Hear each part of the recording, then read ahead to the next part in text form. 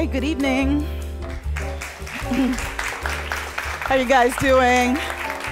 Well, it is an election day in New York, but it is also 1 year minus 1 day to the presidential election. So we thought we would just start to warm things up.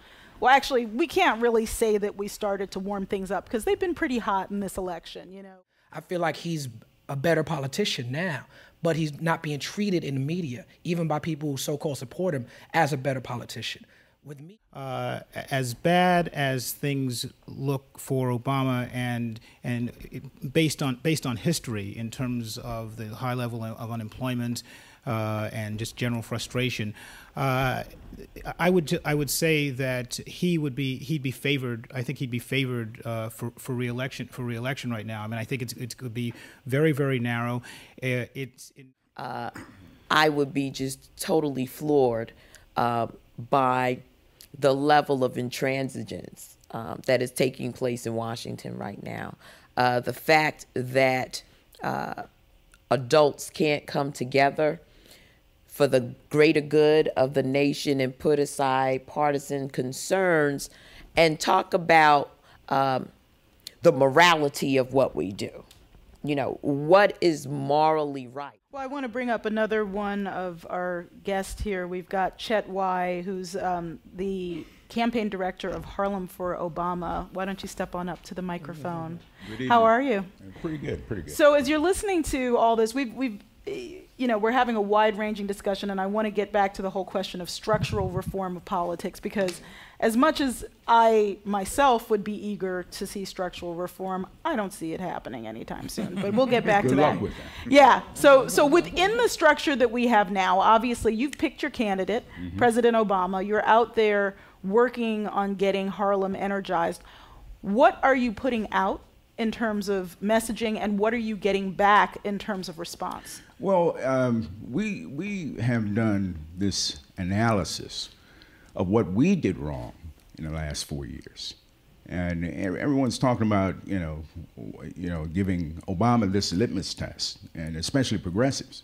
But we allowed that there was a debate occurring, especially on the street, and we were absent from it. And I explained to a lot of people we had a so-called Tea Party rally from us up in Harlem a few weeks ago, where we talked about tea and civility, and we talked about the need for us to be out in the street and pushing our agenda, that our angst should not be relegated to Facebook and Twitter. It's not the tweet, it's the street.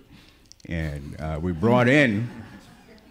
looked at what had occurred since the election, and I reminded people we were on the corner of 125th and Adam Clayton Powell. And said, for a lot of us, the last time we were here was election night in 2008. And then we left the street and the Tea Party came in, and they seized the debate. And not only did they do that, control the debate, they wound up really hijacking the government. And now we look at Occupation Wall Street, which we love and we've supported. I mean, I walked from 125th Street down to Zuccotti Park yesterday with a whole bunch of folks who were very passionate about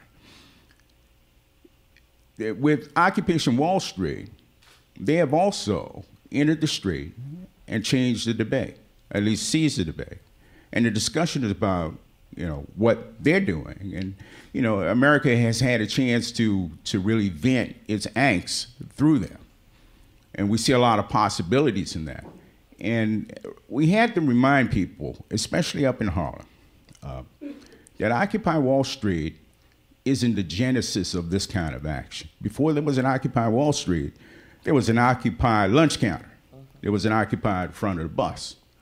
There was Birmingham, there was Selma, there was a whole plethora of things that are in our legacy and in our DNA.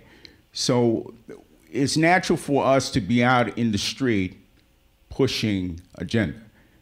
And what happened in the black community pervasively, I would say across the country, I'm going to be short with this, we saw the choices between like healthcare and jobs, and we sort of laid back when our positions weren't in the forefront because we thought we would hurt this president. And our absence from that push, I think, actually hurt him tremendously. He wasn't able to point to constituencies that were in pain and say that they have legitimate issues that we need to address.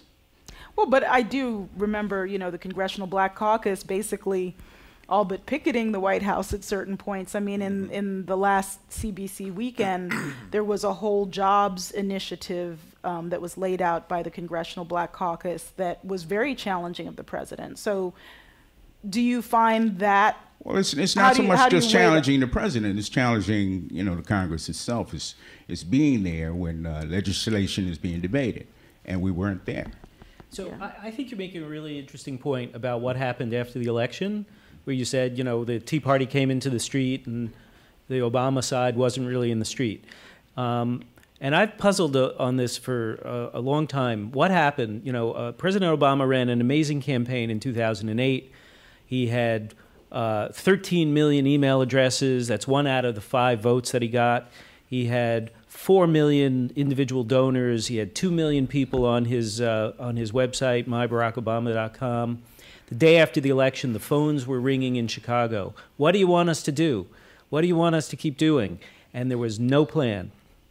In fact, it took weeks. And the amazing thing is that people wanted to keep going. In December of 2008, there was a survey done of that big email list.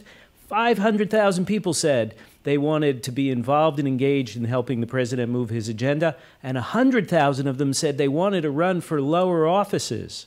Think about all that energy, right?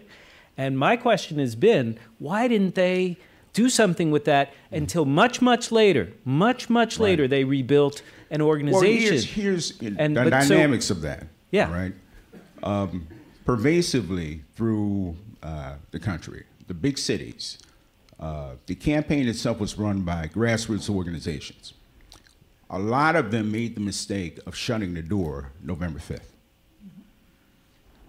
And with that absence, we didn't have the mechanism to go out and do the kinds of things we wanted to do. The overall campaign had the list, but you have to have the ground support. You must have it. Well, so there's a very, very important lesson, I think, in that, which I would take as that you don't just elect a president and give your name and your information to his campaign so that they have the information to build a machine and run a machine. That if voters want to be empowered, they have to keep that power. They have to keep locally.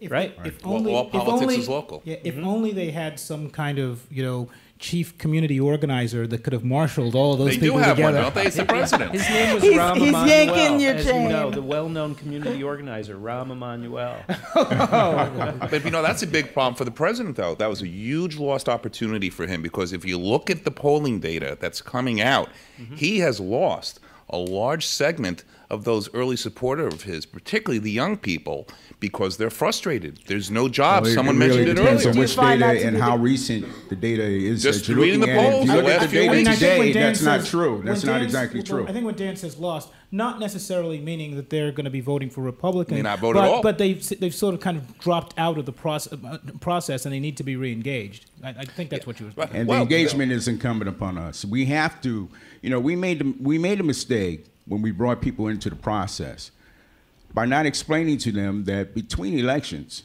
there's a lot of democracy going on, and you have to participate in it. You have to be at the table, and if you're not at the table, you're going to wound up on the menu. That's absolutely right. All right, That's right. Ched Y, thank you so much. Anybody watching, listening, following online, I want you to call, I want you to email, I want you to tweet, I want you to fax, I want you to visit, I want you to Facebook, send a carrier pigeon. I want you to tell your congressperson the time for gridlock and games is over. The time for action is now.